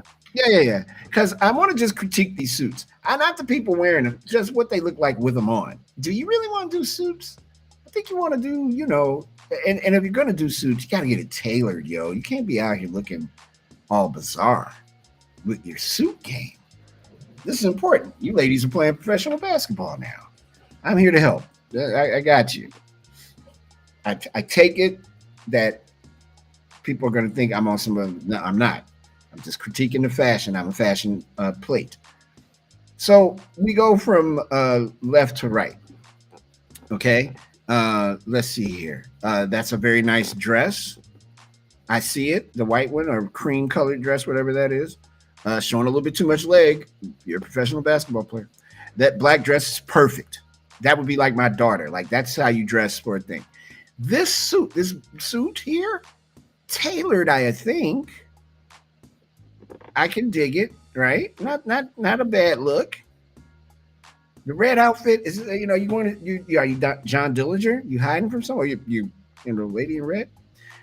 Very nice dress. I'm not sure what this is next to the commissioner of the league there on the commissioner's right. What it is that a pantsuit? Catwoman, what are you doing? I don't like it. And then this red thing, that's got to be tailored. Now, this joint, the teal colored, there you go. That is how you do that. If you're gonna wear a suit, ladies, and have on the $200 shoes too. There you go. $200 gym shoes. Can you imagine? She looks like she's going out in this black dress.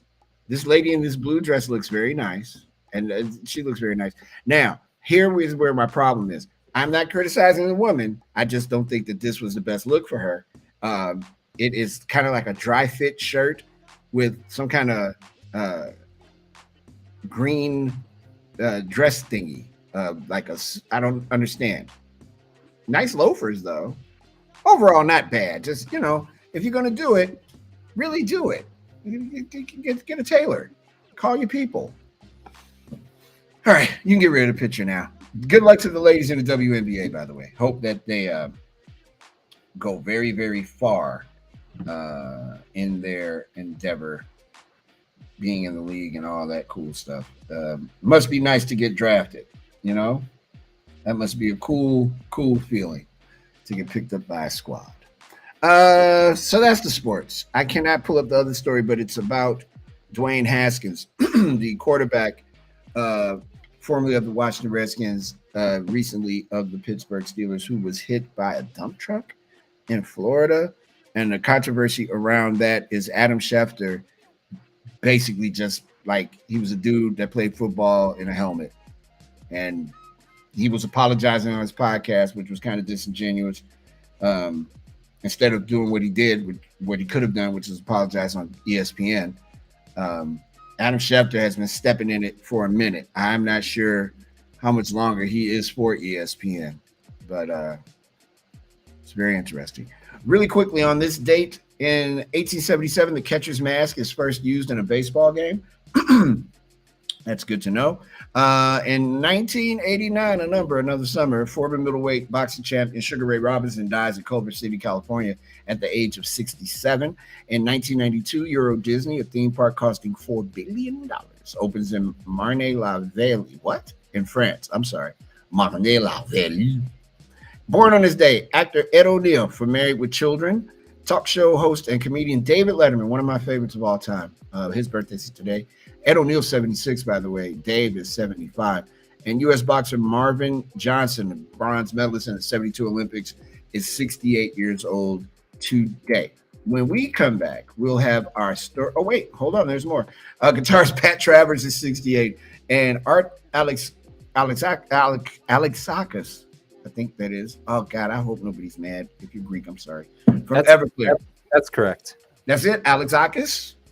Yes. Wow, look at me. From Everclear, he's 60 today. Happy birthday. And music is my movie theater. Really? Yeah, because he lives here in Portland. Oh. And I used to work at a movie theater when I was in my early 20s, and he would come in there all the time. He didn't like when people came up to him very much.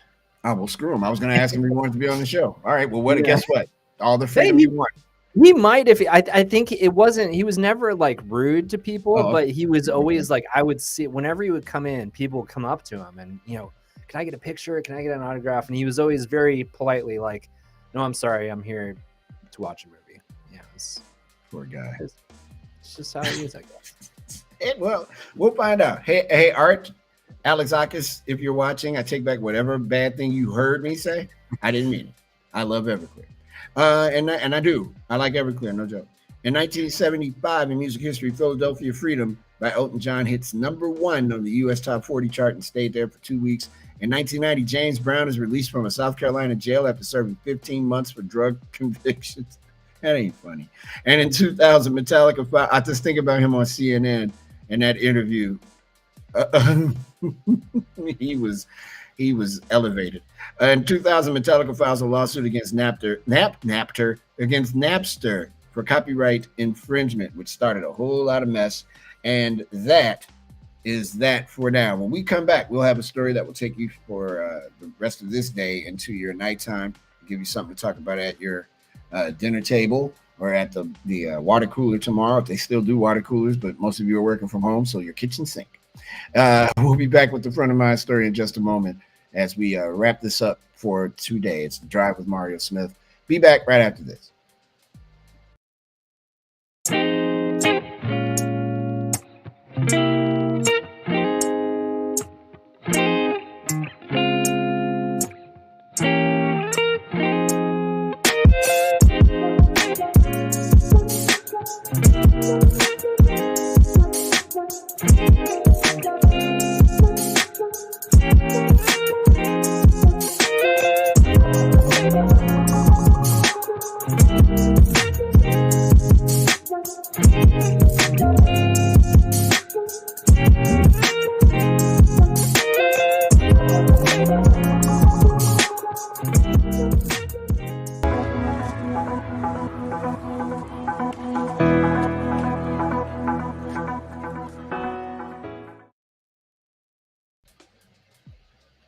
Hey, what's up?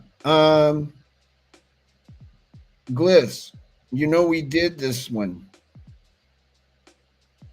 already. Oh, well, that's good. I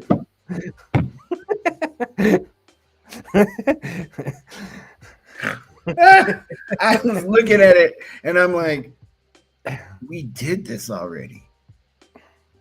Wow. All right, we got time. There you go. Yeah, it's okay. It works out. It works out. It always works out. We got time, brother. We got time. But I didn't have time to type it in the thing to tell you that we'd already live. This is live. Well, you know what I do. As soon as the show is over, I start deleting the entire rundown from. What is happening back here? Jesus, Milo. Hey, Donut Dog. What's up, dog? He has an itch or something. I don't know what he's doing back there. But get this donut off of me. Yeah, so I go in and I start literally as we talk after the show, I'm already deleting everything from today. I download it to upload it, to the system. Yeah. And then I start deleting everything. So yeah, I just noticed that. I'm like, oh wow. I miss one every once in a while. It's okay. We can't all be winners. Man, look, the fact that we made it this far today is a great thing. We're good. True. We're gold. We had some very interesting things happen on the show today. I don't think I've erased no, I didn't. Pam's in California, Deafening Panda, Terrific Moose.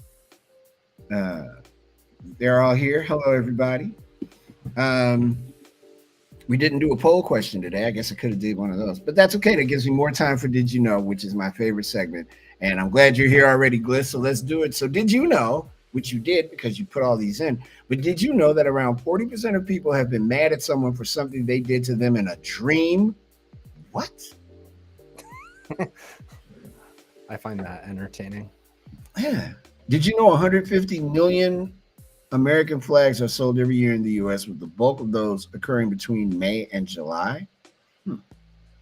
Did you know people have an easy? Yeah, it makes a lot of sense. Did you know people have an easier time going to the bank on Tuesdays more than any other day of the week? I wonder why that. Did you know, which neither of us should, that 21% of women apply lipstick before exercising? Didn't know that. Did you know toilets consume 35% of indoor water use? Well, duh. Yeah, I guess so. Did you know the object most hit by vehicles besides other vehicles is a tree? Number two is a utility pole. Today in Chicago, Gliss, somebody hit a wall and stopped traffic like all morning. You'd think there was only one way to get around here, but there's multiple ways. Did you know that 12% of people left their dog out when they get home from work? There has to be more than 12%. Yeah, I mean, what are the other 88% doing? You just let your dog hey dog, in the kennel all day? What do you? That's right. Hey dog, go right there on the floor. Just go there. You hungry? Good luck. I'm going to go to bed now. I've had a long day, dog. I haven't had my scotch yet. Leave me alone. Did you know a survey finds that parents worry about their children 37 hours a week? 6 in 10 parents admit that sometimes the worry is so great it leads to a loss of sleep. I can imagine. I have godchildren now, and I worry about them, but I usually wake up thinking about them. I don't. That depends, because just the other day I was worried about one of them, and I did have a little bit of trouble sleeping. Anyway, did you know a survey? Nope, not that one. Did you know the number one parent saying that kids hate to hear the most is money doesn't grow on trees? Mine was always go your ass to bed, because I would try to stay up all night, all the time. And here we are. It was already known that Venus has the longest day, the time the planet takes for a single rotation on its axis of any planet in our solar system. A study found that a single Venusian rotation takes 243.0226 Earth days. That means a day lasts longer than a year on Venus, which makes a complete orbit around the sun in 225 Earth days. All right.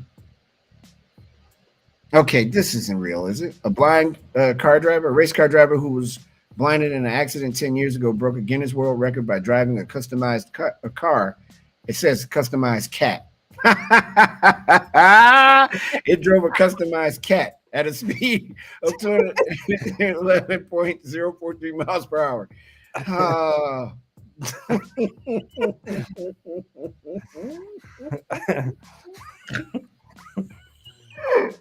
Dan Parker took that's one hell of a fast cat. Dan Parker took to the track at Spaceport America in Truth or Consequences, New Mexico, in his customized Corvette and broke the Guinness World Record for fastest speed for a car driven blindfolded. Parker, who achieved the record on the 10-year anniversary of the day he was blinded. Oh, this is going to sound bad, but if you're blind already, why did you need to wear a blindfold? Good point. Well, I guess it could be partially blind. Well, my 13-year-old is legally blind, but he can see. Yeah, I get you. All right. I'm just wondering. I have a lot of questions about things in the news, like driving a cat. I'm curious as to. It's a customized cat, actually. Yeah, the rack and pinion steering on a cat. How does? Well, this whole segment went to hell. Oh yeah, man. Hey, no, it didn't. No, it did not. This is the best thing that could have happened to us. We're good. Wait till you read this next story. Oh, I'm looking at it now. Obese diners would be asked to leave a naked restaurant because it could be, quote, miserable for other visitors. The Amrita restaurant, which is set to open in Tokyo, has said that anyone above the average weight for their height will not be allowed to dine. That's mean. The restaurant but wait, you got a restaurant full of naked people. What? The restaurant, which opens on July 29th, will ask guests to check in their clothes and put on paper underwear. Oh my, that is just ridiculous. When they arrive, people with tattoos are also banned from the restaurant, and diners are asked not to cause a nuisance by touching or talking to other guests. Who would want to go there? I was gonna say, oh, that sounds like a really fun experience. That is the worst thing ever. Here, take off, give us your clothes, put on these paper underwear, and go sit down and shut up. Like, and eat. And don't say anything except when you open up your don't mouth. say You go, anything. Yeah. Just remark on the food, make sure it's delicious. And how is the obese person or the tall person or a person with tattoos offensive, but the fact that everyone's naked is not? And wearing paper underwear. Because if you know anything about paper, which apparently the Japanese know a lot about, it will rip. So I'm curious as to the strength of this paper underwear that they're going to be wearing. I don't know why I'm like visualizing, those seat covers that you find like in the airport. Something like that, except that's what I was thinking. You are playing on my field, pal. I was thinking the same thing. How do you how do you do that? Wow. No, this segment is great. What do you mean? This is perfect. I got time for one more? Yeah, why not? Yeah, sure. All right. Since I ran out of here yesterday because I had a meeting, which went well, by the way. A streaming service dedicated to true crime stories is offering someone $2,400 to watch. What time do I need to be there? 24 hours of documentaries and report on the experience. Magellan TV said its third annual True Crime Watch Dream Job, which follows similar offers made in 2020 and 2021, will pay $2,400 and a free year subscription to a winning candidate who watches 24 hours of true crime documentaries in a 48-hour period and documents the experience on social media. Applications are being accepted through April 18th. I'm sure one of our passengers would be perfect for that. Oh, I'm totally in on that. I love true crime. Yeah, I can. I don't want to be part of a true crime. I just like watching true crime. It weirds Lindsay out, but does it really? Yeah. Wait till you tell her about today's show. She's like, why are you watching that stuff? Like people murdering other people, murdering their spouses. Like, man, it's a thing. Everybody likes this. Everybody likes it, but a lot of people do. What was his name? J. Benjamin Rottenborn. That'll be my lasting memory of today. Gliss, I think we've done enough damage here. We're trying to move on to other parts of our cities and ruin them. I'll go start working on some news stories for tomorrow. No. Wait till I talk to you. I promise you, buddy. That was perfect. Absolutely perfect. I will see you tomorrow. Tomorrow's Wednesday show. Absolutely. You have a good night. Thanks, man. Thanks. Everybody that watched, all of our passengers on the drive today, thank you guys. Humble Pheasant, thanks. All the no names, Sandra, Pam, John, everybody. Thank you so much for being a part of the show today. Really appreciate it and appreciate you. And again, to our friends living in New York City, please, everywhere, wherever you are, be careful and be mindful. If you're in the path of those storms that are around too, be very careful. Tomorrow will be a rock and roller of a weather day. Hopefully nothing goes out here and we're able to bring you the show. That's going to end our broadcast day here on Backchannel.tv. You can catch up with us again beginning at 6 a.m. Eastern time for Haley and Allison's Good Morning live from the UK. On behalf of everybody that works at Backchannel.tv, all the personnel behind the scenes you don't see and all the folks you see on the camera, we wish you all a wonderful evening as the sun begins its descent here in Chicago, Illinois. I'm Mario Smith. See you guys tomorrow at 4 p.m. Eastern time.